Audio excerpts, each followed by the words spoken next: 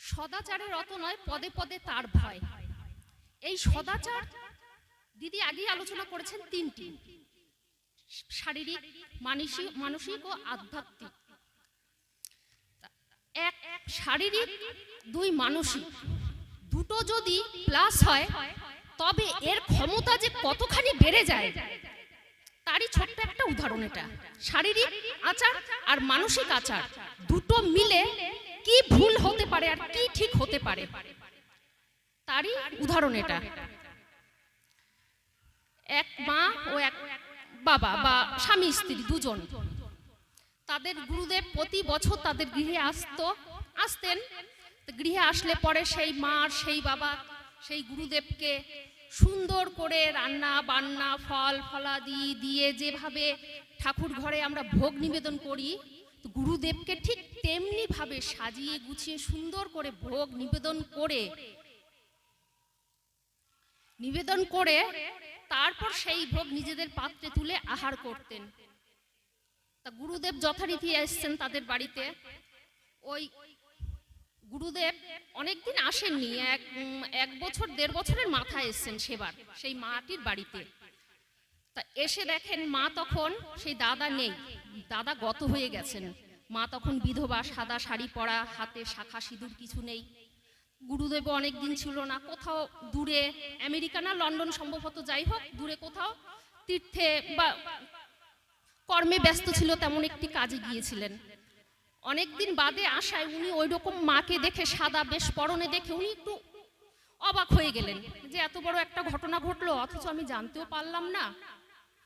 তখন সেই মাটি গুরুদেবকে দেখে হাউমাউ করে কেঁদে বললেন, গুরুদেব আপনি কতদিন বাদে আসলেন, আমার কত বড় ক্ষতি হয়ে গেল, আপনার সাথে যোগাযোগও করতে পারিনি। তখনকার দিন এত উন্নত ছিল না যে মোবাইল ছিল, ওই চিঠি এইসবের মাধ্যমেই কথাবার্তা আদান প্রদান হতো আর কি। তা গুরুদেব এসছেন, বসছেন, মাটি পূর্বের মতন যথাযথভাবে যেভাবে গুরুদেবকে সেবা দিতেন ঠিক সেইভাবেই সব কিছু ধুয়ে মুছে স্নান করে পরিষ্কার শাড়ি পরে রান্না বান্না করছেন। আর মনে মনে কষ্ট পাচ্ছেন, আমার স্বামী ছিল গত বছর, তখন গুরুদেব এসেছিল, আমরা দুজনে একসাথে রান্না করেছিলাম, রান্না করে গুরুদেবকে সেবা দিয়েছিলাম।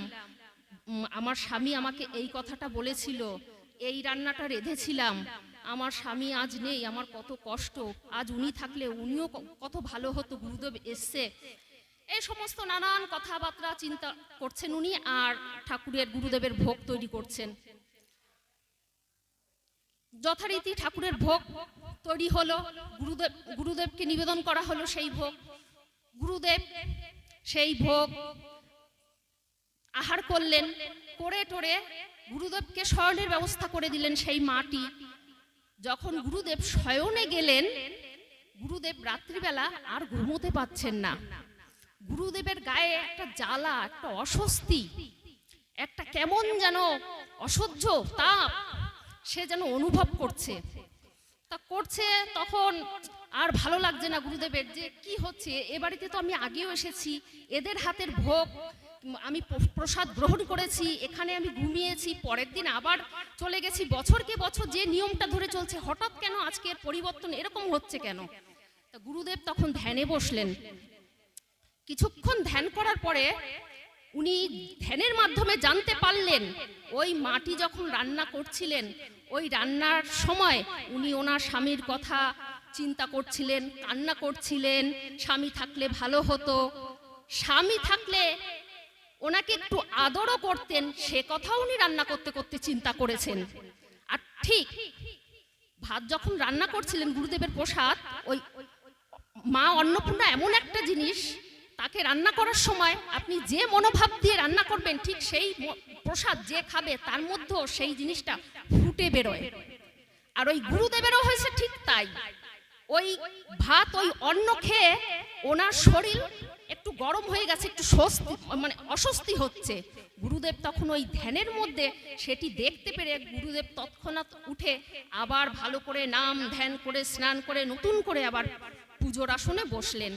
তারপর সেই মাকে এসে বললেন যে মা, তুমি তো সুন্দর করে পরিষ্কার করে সদাচারভাবে সুন্দর করে রান্নাবান্না করলেন, কিন্তু তোমার মনের তো সঠিক চিন্তা ছিল না, তোমার মনে ছিল অন্য কুচিন্তা, যার জন্য আজ তোমার প্রসাদ আমার মন প্লুত হয়নি। তুমি আর এরকম করো না, তুমি ঠাকুরের নাম করো, তোমার এখনো অনেক কিছু শেখার বাকি আছে, জানার বোঝার বাকি আছে।